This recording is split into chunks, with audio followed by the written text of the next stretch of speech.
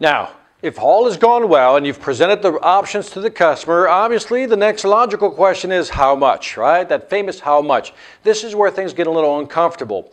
But here's your new mindset. Don't be uncomfortable presenting price. Again, as soon as you hesitate presenting price, hold back, so to speak, the customers can sense that. If you really believe in your product, then there is no reason to hold back. If you believe your product has value that can help them, there is no reason to hold back on pricing. Now, there's two types of pricing models in general that you can go with. One is the fair market value price that you often see. In other words, your product compared to somebody else's comparable product are similar in price. Then there's the premium price product. In other words, your product or service is so good that you're charging a premium, and it's typically 20, 30, 40% above anybody else's. Again, it's your strategy. You have to determine what you feel comfortable with in terms of what you can deliver, in terms of value of the product and service. So again, are you fair market price or are you premium price? Now, it's good to have this mindset going into a sale, into a presentation, because it'll allow you to position your product more effectively. So for example, if you're walking in with a fair market mindset, then again, during the product presentation, you're going to talk about how your product compares to other products, and that's kind of the differences, small differences here and there, and you're going to conclude in your options, in your pricing with, here's what we compare, how we compare with other products in the market.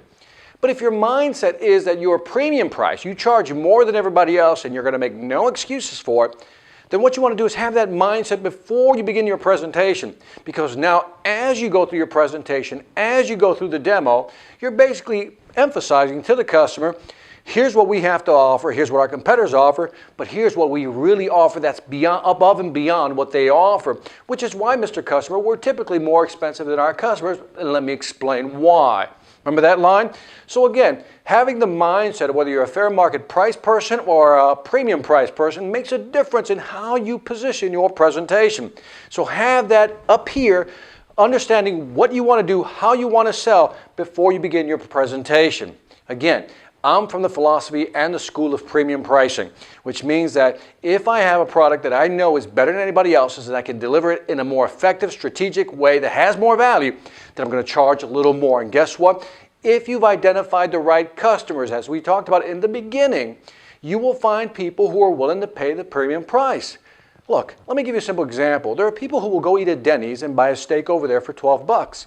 There are people who will go to Ruth Chris and buy a steak over there for 50 bucks. Again, which one's valid? Both of them are, but both have different demographics, different markets that they're serving.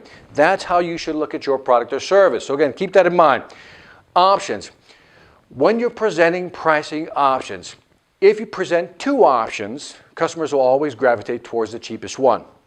But if you present three, they'll gravitate towards the one in the middle. Now this is key, because what you want to do is put the one in the middle, the one you want them to buy, in the middle.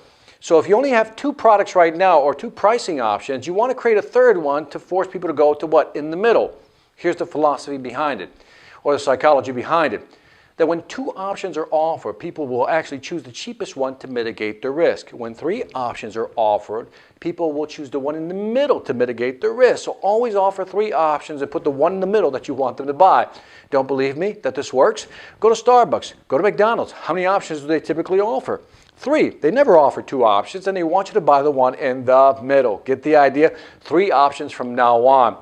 Last but not least, if you're going to present options in terms of pricing, you should also have some different options for your customers in terms of how they can pay.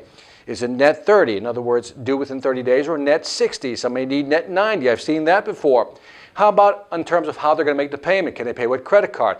Can they use PayPal? Can they go online? Get the idea. Have all that information ready for them. So when you're talking to the customer and you laid out the option, you laid out now the pricing options, then you can simply ask the question, Mr. Customer, based on what we've shown you, which of these best fits your budget? Now we've moved into the full close. Get the idea? Now, what I want you to do now is think about your options. Let's talk about your pricing options, how you're going to formulate those, what you're going to have in each of the three pricing options. You're going to put a number on them. And again, you have a mindset. Are you premium price? If you are, that's great. Put your premium price high, middle price, fair market price, and then maybe something that's a little lower. And again, if you've done the presentation correctly, during the pro and con presentation piece, If they choose the cheapest one, guess what? You're going to highlight what they're not going to get, which means they'll try to migrate towards the middle one, which is the one you want them to buy. In the end, what you want to do is offer 3 options. Let them decide which one of those they want. And again, offer payment options to make it clear that there's more than one way to pay and you're very flexible on your payment terms. So go ahead and write out your 3 options, put your prices down, and again, begin to incorporate this as part of your presentation. Go ahead and do that right now.